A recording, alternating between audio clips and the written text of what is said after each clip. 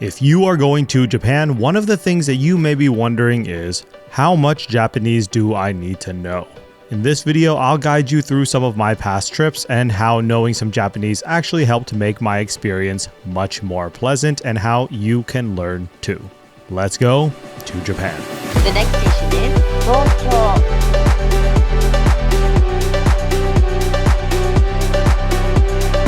Hey guys, Hoang here, and today we will be talking about how learning Japanese can benefit your trip. Whether you realize it or not, there are many opportunities for you to use even simple Japanese phrases to make your trip easier. With that, let's dive into it. When arriving in Japan, you will be interacting with people, like when you go through customs and immigration, or at the convenience store, which is a designated stop as soon as you arrive in Japan. And knowing some basic Japanese can help your interactions out, like saying hello, konnichiwa, konnichiwa. You can greet someone like when you go check in at your hotel, or if you are getting into a taxi, konnichiwa. Now, if someone says something to you and you don't understand, or you need to get someone's attention, you can use sumimasen, which means a few things depending on the context. Like if you are calling a waiter in a restaurant or trying to get someone's attention to ask for directions. Basically saying, excuse me, sumimasen, or politely asking, could you please? Sumimasen. Alternatively, you can use it if you accidentally bump into someone on the street, or if you are late to an event, or when you are leaving a group of people, sumimasen. So knowing this phrase actually got me a free lift pass when I went snowboarding. I was walking down the stairs at the resort when I heard a lady behind me say sumimasen. I wasn't sure if she was talking to me or talking to someone else, and if I didn't know what that meant, I may have just brushed it off and walked away. But I knew she was saying, excuse me. So I turned around to see if she was talking to me or someone else, and it turned out she was talking to me. Then she explained that she had a lift pass for the day but wasn't feeling well and offered it to me since she couldn't use it. So in this case, knowing one simple phrase got me a free lift pass. And even if you don't remember how to say each phrase every time, knowing them in case someone says it to you is also helpful. And honestly, moments like this made me realize something. A lot of times we are trying to learn way more complicated phrases than this. Grammar rules, long sentences, polite forms, but when it comes to real life, we freeze. Sometimes our brain just blanks when we need to react or speak. There were moments when I blanked and even forgot a simple arigatou gozaimasu when thanking someone. And that's exactly why to learn Japanese, I've been using this video's sponsor, italki. Italki is an online language learning platform that offers personalized one-on-one lessons with native speaking teachers.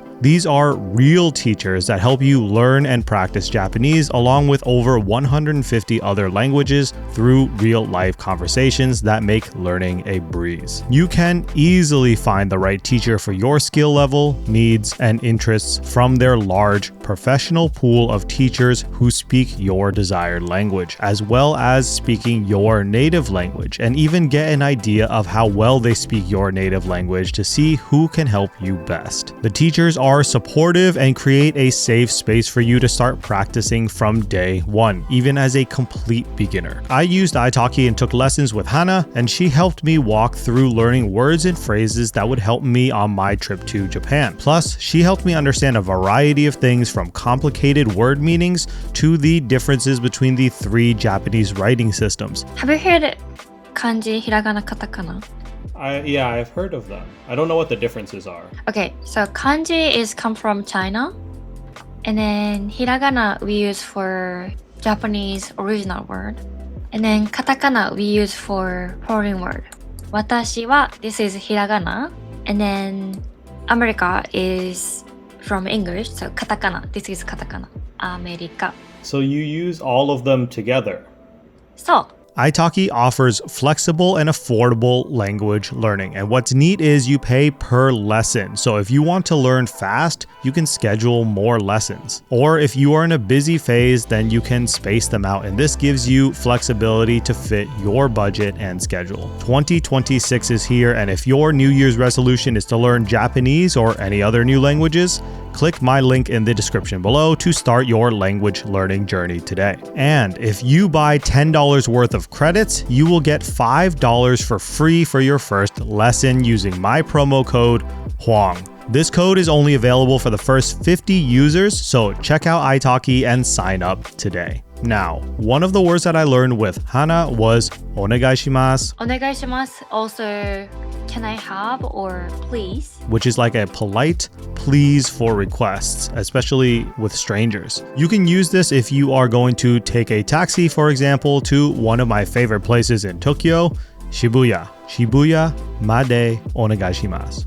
This means, please take me to Shibuya. Speaking of Shibuya, if you are looking for areas that are easy to travel for non-speaking Japanese tourists, then most major cities like Tokyo, Osaka, and Kyoto will be pretty accommodating. Most major hotels, taxi drivers, and store owners can at least speak enough English to help you out. But there are times where the workers may not speak English, and one of the places I noticed this very frequently was train stations, surprisingly. Let's revisit sumimasen real quick. Using it to get someone's attention can help you at the train stations. The trains can be confusing, especially when transferring from local trains to the Shinkansen trains, which can require scanning multiple tickets. If you happen to be stuck and you need help from a station worker, this is a great time to use sumimasen to get the station worker's attention. I have seriously seen so many confused tourists at the train stations, both at the ticket purchasing area and at the gate trying to get in, and struggling with either the wrong ticket or not scanning out of the local train system when trying to switch to the Shinkansen. And most of the time, this required help from a staff worker, so get their attention with sumimasen. So one of the most practical phrases that you will hear and can use in Japan is thank you. This is also something that has a few forms. The casual word for thank you is arigato, arigato. Then the more polite or formal version is arigatou gozaimasu. This will usually be accompanied by a bow. Arigatou gozaimasu. You will hear this a lot, and there will be plenty of opportunities, so start practicing your arigatou gozaimasu. Now there is a third way you may hear this word used, and it's arigatou gozaimashita. And this is actually past tense, and you will often hear this from, say, a store owner after you have made a purchase and they are thanking you for something that has happened and has completed, mainly your purchase. Now, you will also hear this used when you finish eating at a restaurant and you are leaving, and they will thank you for having eaten there. Arigatou gozaimashita. One other quick thing that may come in handy is asking for the check. Okaike, though most restaurants will give you the check as you order and then you just take it to the front and pay when you are done. But should you be in a scenario where you need to ask for the check, Okaike? Okaike? Check please? Something cool that you can do is get your name personalized on something like chopsticks, for example. This is a fairly popular thing to do, as you will find shops all over Japan selling a massive variety of chopsticks that you can personalize. And as I mentioned before from the lesson from Hana on italki, your name translated into Japanese will be done in Katakana, because that is designed for foreign words in Japanese and would be done phonetically. I don't know if you could see this here, but this is my name translated into Katakana. It's still mind-blowing to me that they use 3 different alphabets, hiragana, katakana, and kanji, interchangeably even within the same sentence. But anyway, back to katakana. My brother got his name put on a Japanese knife that he bought, and it was done in katakana and phonetically translated to Japanese. The store that we got this done at was Tower Knives in Osaka, and they had a really amazing collection of knives there that you can engrave your name or whatever you want on there. Now, we can't talk about Japanese words without talking about yes and no. Yes in Japanese is hai, and you will hear this frequently as people say this to confirm what you are saying, such as when you order something at a restaurant, like if you ask for, say, ramen. Let's revisit onegaishimasu from before, meaning please. So to order a ramen, you would say ramen hitotsu onegaishimasu, meaning 1 ramen please. Then the staff can respond with hai or yes, confirming your order.